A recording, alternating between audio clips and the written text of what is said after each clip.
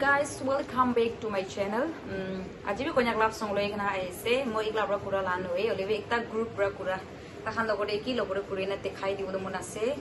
to moi bi ni bi moi ikla ase to konyak love song kurina moi bi dia to moi ikla noi na amni khano sori bi ai bol mon ase to side ek bi morom bra aro pala bishe bole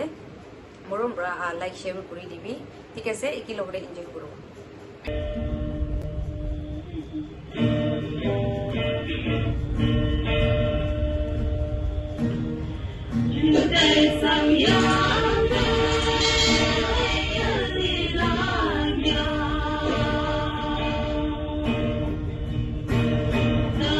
Dali